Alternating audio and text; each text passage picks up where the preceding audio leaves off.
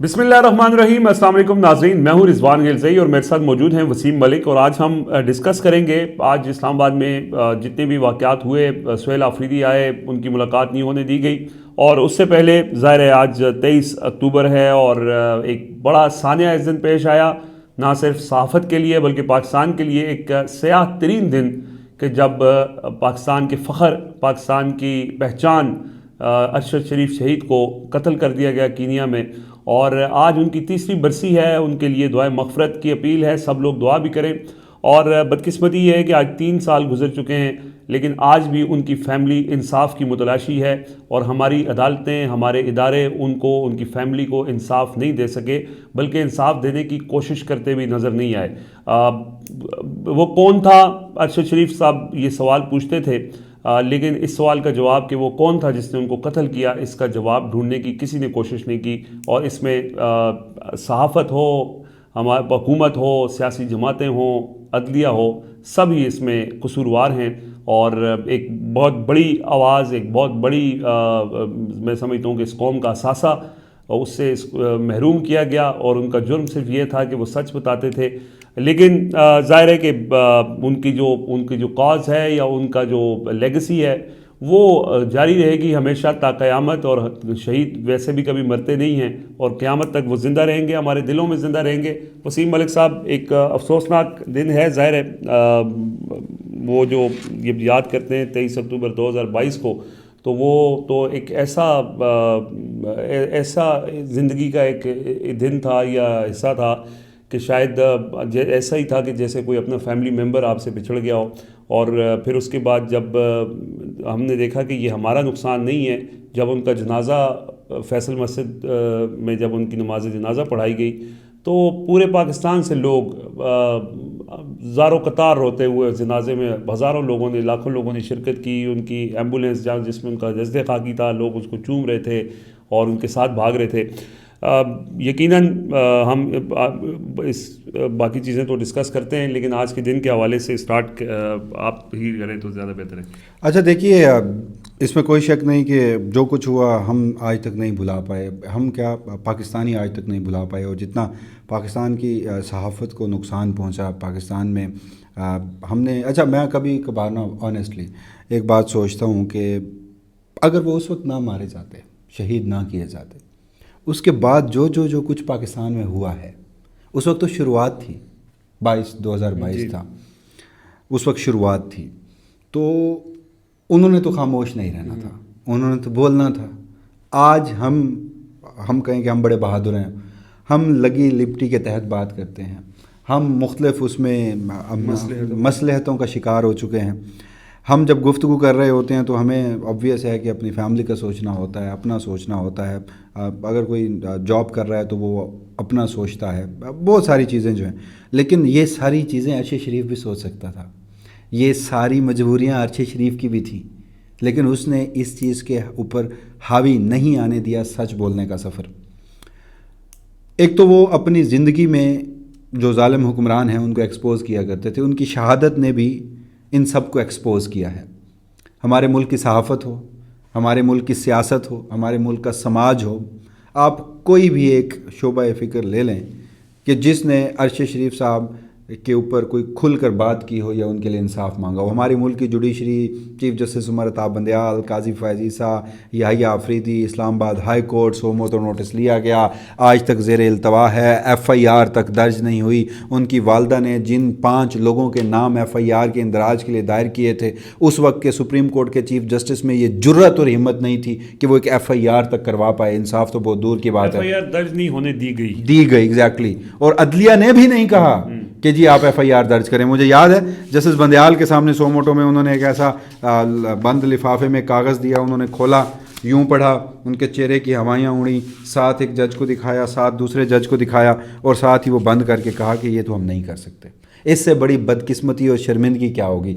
دیکھیے، میں یہ سمجھتا ہوں کہ میں بھی اتنا قصوروار ہوں، آپ بھی اتنے قصوروار ہیں، ہم سب اتنے قصوروار ہیں۔ ہم ہر سال برسی کے موقع پر یاد کرتے ہیں، کیا ہم روزانہ کی بنیاد پر ان کے لیے انصاف مانگ رہے ہیں؟ کیا ہم نے روزانہ کی بنیاد پر ارباب اختیار کو جھنجھوڑنے کی کوشش کی ہے؟ نہیں کی۔ اس کی وجہ ہے کہ یہاں پر تو بہت سارے لوگ تو ارشد کے معاملے میں بات کرنے سے بھی ڈرتے ہیں. صحیح بات ہے. تو ایک ہی چیز تھی, میں نے کی کہ 2-4 مرتبہ ہم نے اس پہ بات بھی کی, اس کو رپورٹ بھی کیا. فیکٹ فائنڈنگ ٹیم کی ایک رپورٹ تھی FFT, جو کہ 492 صفحات کی report supreme court of Pakistan میں جمع کروائی گئی تھی. IB اور FIA کے 2 افسران تھے گریڈ 21 کے, وہ کینیا جا کر انہوں نے تمام انٹرویوز کیے, شواہد اور تحقیق کی. اس کے بعد اس ملک کے ایک ہی خفیہ ادارے کا اس میں بار بار نام آیا. اس میں یہ ذکر ہے کہ ارشد شریف کے ملک چھوڑنے کی وجہ وہ جھوٹے مقدمات بنے, اور وہ جھوٹے مقدمات کس نے درج کروائے, نام لکھا ہوا ہے خفیہ ایجنسی کا, ان کے آپریٹوز کا نام لکھا ہوا ہے. اس کے بعد مختلف ان کے عہدیداروں کا نام لکھا ہوا ہے, اور ان کی والدہ نے بھی وہ بار بار ذکر کیا اور نامینیٹ بھی کیا, نام بھی دیے. تو ملک چھوڑنے سے لے کر پھر دبئی, اور دبئی سے کینیا, اور کینیا میں وہاں جن لوگوں کے ساتھ وہ رہ رہے تھے, وہ لوگ جن کے ساتھ رابطے میں تھے, ایک ہی جگہ وہ سارا اشارہ کرتا ہے. تو بہرحال ایک بہت بڑا نقصان تو تھا.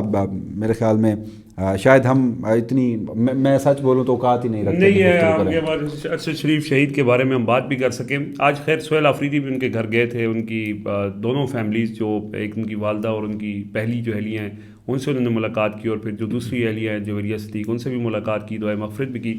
سہیل آفریدی آئے ہوئے تھے جی. ہم ذرا ڈسکس کرتے ہیں سیاسی معاملات کے اوپر. آج اسلام آباد ہائی کورٹ میں پہلے وہ پیش ہوئے, اس کے بعد اسلام آباد ہائی کورٹ نے حکم دیا کہ جی آپ جائیں, اور سپرنٹینڈنٹ جیل کو کہا کہ آپ ان کی ملاقات فیملی کی بھی, وکلا کی بھی, اور سیاسی رہنماؤں کی منگل اور جمعرات کو as per rules, as per manual آپ ملاقات کروانے کے آپ پابند ہیں.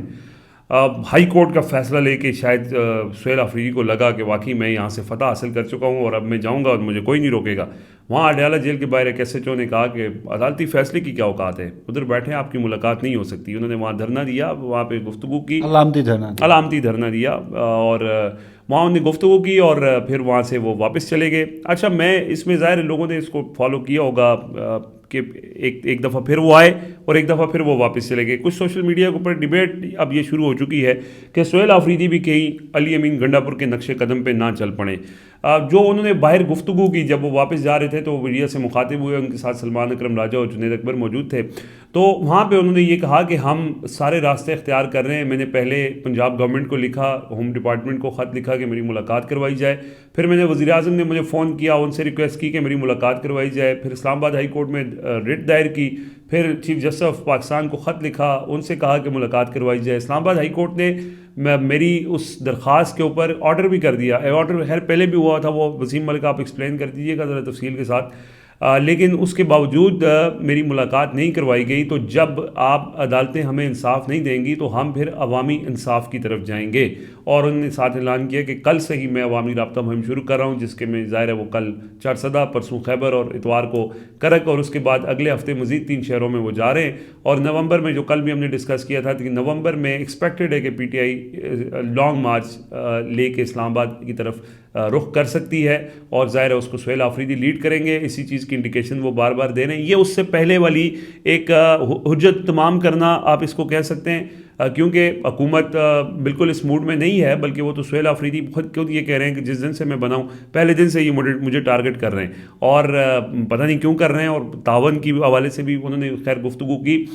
تو اب لوگوں کی جو امیدیں ہیں بہت زیادہ ہیں سہیل آفریدی سے, اور اسی وجہ سے ہم نے دیکھا سوشل میڈیا پہ کچھ لوگ یہ سمجھتے ہیں کہ وہ بھی علی امین گنڈا پور کی طرح صرف ایک اجت تمام کر رہے ہیں, اڈیالہ جاتے ہیں اور کچھ کر نہیں رہے. تو اٹس ٹو ارلی ٹو سے دس. ہم بالکل اس موقع پر یہ تجزیہ نہیں کر سکتے یا یہ کنکلوژن ڈرا نہیں کر سکتے. میرے خیال میں یہ زیادتی ہے PTI کے کارکن اپنے ساتھ بھی کر رہے ہیں اور اپنے وزیر اعلیٰ کے ساتھ بھی کر رہے ہیں.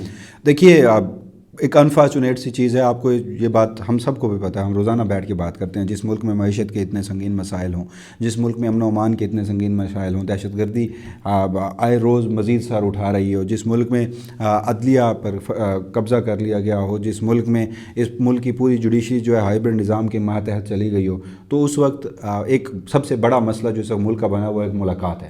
ملاقات پہلے دن کروا دینی چاہیے تھی, لیکن کیا ہے, آپ کسی بھی خبر کو اٹھا کے دیکھیے, سوشل میڈیا کو اٹھا کے دیکھیے, کسی بھی سوشل میڈیا کا کوئی ایک مخصوص پلیٹ فارم اٹھا کے دیکھیے, مین اسٹریم TV چینلز کے ٹاک شوز اٹھا کے دیکھیے, سہیل آفریدی کی ملاقات نہیں کروائی گئی. اور حکومت مزید ہے, ہائبرڈ نظام مزید ہے. وجہ اس کی یہ ہے کہ چونکہ وہ روکنے میں ناکام ہوئے تھے، لوگ راولپنڈی سے جا کر پشاور میں پریس کانفرنس تک کر کے آئے تھے، بڑی ان میں وہ ایک تھا کہ ہم کسی صورت نہیں ہونے دیں گے، جب آپ راستہ توڑ لیں گے، جب آپ راستہ نہیں روک پائے تو پھر آپ کے پاس یہ تو ایک راستے تھے کہ آپ ملاقات نہیں کروانے دیں گے، اور وہ کہہ رہے ہیں کہ جب تک ملاقات نہیں ہوگی، کابینہ نہیں بنے گی، کابینہ نہیں بنے گی تو وہاں پہ گورننس کا گیپ تو رہے گا. جی ہاں. تو ابھی وہ اپنے جیسے آپ نے کہا حجت تمام کر رہے ہیں، مجھے یہ دیکھنا ہے کہ وہ اگلے 3 دنوں میں، یعنی کل ثوابی، پرسوں کے روز خیبر، اور اس سے اگلا غالباً کوہاٹ ہے، کرک ہے، تو 3 جگہوں پر جب وہ جا رہے ہیں اور پھر اگلے ہفتے کا بھی ان کا منصوبہ ہے، تو عوامی رابطہ مہم میں جا کر وہ کیا اناؤنسمنٹ کرتے ہیں. اور ایک بات ہوتا ہے، نہ تو عمران خان کی رہائی جو ہے وہ کسی عدالتی فورم سے ہونی ہے، اور نہ ہی عمران خان کی ملاقات جو ہے وہ ایسے ہو جانی ہے سہیل آفریدی صاحب کے ساتھ، تو بالخصوص جا کر جس طرح سے اب معاملات ہو گئے ہیں، تو دیکھتے ہیں کہ وہ پبلک پریشر کس حد تک بلڈ کر پاتے ہیں. یہ ایک حقیقت ہے کہ پی ٹی آئی کے لوگوں کی بہت زیادہ امیدیں ہیں، امیدوں کے ایک بہت بڑا پہاڑ ہے سہیل آفریدی صاحب کے اوپر، وہ اسے کس طرح سے لے کر چلتے ہیں. میں پہلے دن سے ایک بات کر رہا ہوں کہ عمران خان کی رہائی بھی ایک مسئلہ ہے ان کے لیے اور ایک پرائرٹی ہے، لیکن وہیں خیبر پختونخوا کا امن بھی ہے. تو اب اس سارے معاملے میں ایک خبر آج ایک ضرور سامنے آئی ہے جسے ہمیں ڈسکس کرنا چاہیے، وہ یہ کہ موجودہ ہائبرڈ نظام نے جس طرح سے تحریک لبیک ہم سب جانتے ہیں کیسے بنی، کیسے کون پیدا کرنے والا تھا، کون پالنے والا تھا، کون یہاں تک لانے والا تھا، کون اپنے مقاصد کے لیے استعمال کرنے والا تھا، کون پروٹیکٹ کرنے والا تھا، لیکن جب ضرورت ختم ہوئی یا ٹریپ کیا گیا یا کوئی بھی آپ وجہ بتائیں، تو سانحہ مرید کے 13 اکتوبر ہم اس کو ڈینائی نہیں کر سکتے. پورے ملک میں ٹی ایل پی کے اوپر ایک کریک ڈاؤن، اور ایون کہ آج پہلے پنجاب کیبنٹ نے سرکولیشن سے منظوری دی، انہوں نے وزارت داخلہ کو لکھا، وزارت داخلہ نے کیبنٹ کو لکھا، کیبنٹ نے اس کی منظوری دے کے وزارت داخلہ کو دوبارہ بھجوایا. اب ٹی ایل پی کو آج بین کر دیا گیا ہے. اس کا پروسیس اب یہی ہے کہ وزارت داخلہ جو ہے وہ لا منسٹری اٹارنی جنرل سے کنسلٹ کر کے سپریم کورٹ میں ایک ریفرنس دائر کرے گی، اور مزید اس کی حتمیت جو ہے، اس کی فائنلٹی جو ہے وہ سپریم کورٹ سے ہوگی. اس کے کیا کانسیکوینسز ہوں گے ہم اگلی ویڈیو میں ضرور اس پر گفتگو کر لیں گے. لیکن وہ محمد فہیم صاحب ہیں پشاور سے، انہوں نے یہ رپورٹ کیا کہ جس ٹائم میں علی امین گنڈاپور صاحب وزارت اعلیٰ سے ہٹ چکے تھے اور سہیل آفریدی آنے والے تھے، وہ 3-4 دن کا جو گیپ تھا، اس دوران پشاور کی مشینری یا پورے خیبر پختونخوا کی مشینری بھی ٹی ایل پی کے خلاف، جیسے پورے ملک میں ہائبرڈ نظام ایکٹیو تھا وہ لوگ بھی ایکٹیو تھے. ٹی ایل پی کے کچھ لوگوں کو گرفتار کیا گیا، 3 ایم پیوں کے تحت ڈیٹین کیا گیا. تو سہیل آفریدی نے وہ سب کچھ انڈو کر دیا ہے، یعنی ٹی ایل پی کے تمام لوگ خیبر پختونخوا میں اب آزاد ہیں. ان کی گرفتاریاں جو تھیں وہ انہوں نے ایک فیصلے کے ذریعے ختم کر دی. دوسرا، اسلام آباد ہائی کورٹ سے آج کوئی نیا فیصلہ نہیں آیا، یہ پہلے بھی آ چکا تھا. یہ ایک وہاں پر کارروائی کی گئی دکھانے کے لیے، اور وجہ یہ تھی کہ وہ رول بحال کرنا تھا، سیاسی قیدیوں سے بات چیت نہیں کر سکتے، سیاسی گفتگو جو قیدی ہیں وہ سیاسی گفتگو نہیں کر سکتے. وہ جسٹس سردار اعجاز اسحاق نے اس سے قبل شیر افضل مروت کی درخواست پر وہ رول کا عدم قرار دیا تھا، وہ اس کو ساتھ کلب کر کے اور اس کے اوپر فیصلہ سنا دیا گیا ہے. باقی عدالت میں آج اڈیالہ جیل کے سپرنٹینڈنٹ کا یہ بھی جھوٹ پکڑا گیا کہ جی لسٹ ہمیں فراہم نہیں کی جاتی، ورنہ ہم ملاقات کروا دیتے. لسٹ بھی وہیں موقع پر فراہم کی گئی. عدالت نے بھی کہا کہ as per rules, as per standard operating procedures آپ جا کے ملاقات کروائیں. وہ وہاں سے نکلے. اب آپ خود اندازہ کیجئے کہ ان کے ساتھ کنٹیمپٹ کی بھی کچھ درخواستیں تھیں جو سماعت کے لیے مقرر ہونا تھی، انہوں نے اس طرف گئے نہیں، انہوں نے کنٹیمپٹ کی درخواست لگائی نہیں. یہ بتائیں کہ اب اسلام آباد ہائی کورٹ نے آج 2 فیصلے دیے نا. ایک کہا کہ آپ ملاقات کروائیں، وہ ملاقات نہیں ہوئی، اوبویسلی توہین عدالت ہوئی. دوسرا انہوں نے کہا کہ جی اب جو پہلا فیصلہ تھا کہ سیاسی گفتگو کے اوپر پابندی کے حوالے سے جو معطل کر دیا تھا جسٹس سردار اعجاز قلعدم قرار دیا تھا، اس کو 2 رکنی بینچ تھا، 3 رکنی بینچ نے 3 رکنی بینچ نے اس فیصلے کو انڈو کر کے بحال کر دیا ہے. یعنی وہ رول جس کے مطابق عمران خان سیاسی گفتگو نہیں کر سکتے نا، ایک قیدی سیاسی گفتگو نہیں کر سکتا، وہ رول تو یہی ہے. تو کیا یہ ان دونوں فیصلوں کے اوپر برابر کا عمل درآمد ہوگا کہ ایک کے اوپر تو عمل درآمد نہیں ہوا تو دوسرے کے اوپر بھی اگر عمل درآمد نہیں ہوگا تو کیا مسئلہ ہے؟ کیا اگر عمران خان سیاسی گفتگو کریں گے تو یہ عدالتی حکم کی خلاف ورزی ہوگی؟ تو اس میں عدالت کو کوئی پرابلم نہیں ہونا چاہیے کیونکہ ان کی خلاف ورزی تو سہیل آفریدی کی ملاقات نہ کروا کے سپرنٹینڈنٹ نے کر دی ہے. تو یہ جو کنٹیمپٹ ہے نا، یہ توہین جو ہے یہ جج کی ثواب دید ہے. جب اسے لگے کہ میرے فیصلے پہ عمل درآمد نہیں ہو رہا، جب اسے اس کا ضمیر جو ہے وہ خلش محسوس کرے، اسے ہلکی سی سوتے وقت اس کی ضمیر اسے جھنجھوڑے یا اسے تھوڑی سی شرمندگی ہو کہ ایٹ لیسٹ میرا جو ایک سٹیچر ہے وہ اس ملک کی جوڈیشری کا ہے، ایک آئینی عدالت کے جج کا ہے، نہ کہ میں نے آئین کے اوپر حلف لیا ہے، اپنے حلف کے اوپر میں نے آئین کو تحفظ کی قسم کھائی ہے، میں نے کسی طاقتور کی منشا کے تحفظ کی قسم نہیں کھائی. تو یہ رضوان صاحب تب کی باتیں ہیں جب آپ اس طرح لائے جاتے ہیں، نوازے جاتے ہیں، تو پھر آپ کا ایک ہی ایجنڈا ہوتا ہے. لیکن جو آپ نے گفتگو کی نا وہ دوسرا پوائنٹ ہے. پہلے ملاقات ہوگی تو سیاسی گفتگو ہوگی، جب اب ملاقاتیں ہی نہیں ہونے دیں گے تو سیاسی گفتگو. لیکن پرسوں بہنوں سے ملاقات ہاں وہ بہنوں سے، لیکن وہ یہ بات ہوئی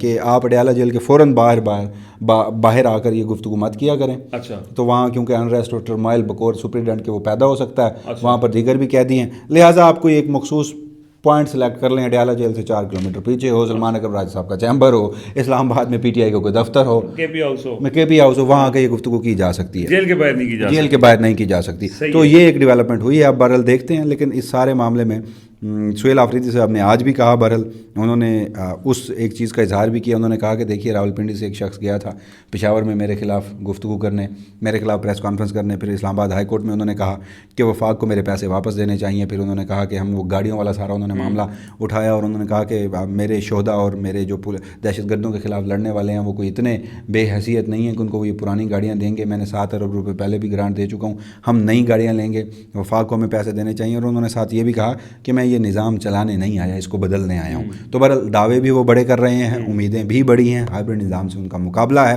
عوامی رابطہ مہم میں وہ جا رہے ہیں. اب دیکھنا ہے کہ مزید کیا ہوتا ہے. عوامی رابطہ مہم میں وہ جا رہے ہیں جی، اور ہم بھی جا رہے ہیں. کل انشاءاللہ چارسدہ، پرسوں خیبر اور پھر کرک. وہاں سے رپورٹ کریں گے لوگوں کے جو وہاں پہ جذبات ہیں، خیالات ہیں، اور جو تیاریاں ہیں بڑے مارچ کی، اس حوالے سے ساری چیزیں ہم وہاں گراؤنڈ سے رپورٹ کر رہے ہوں گے وسیم ملک اور ہمیں. تو ہمیں فالو کرتے رہیں اور ساتھ ساتھ اپنے فیڈ بیک سے بھی آگاہ کرتے رہیں. فی الحال اجازت دیجیے، اللہ حافظ.